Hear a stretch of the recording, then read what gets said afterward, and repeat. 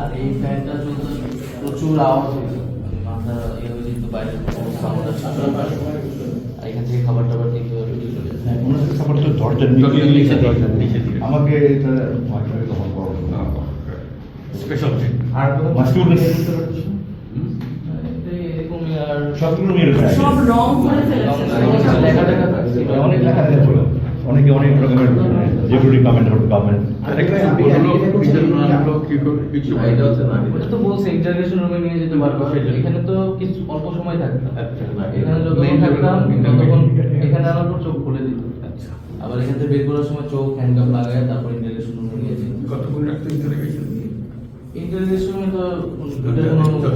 এখানে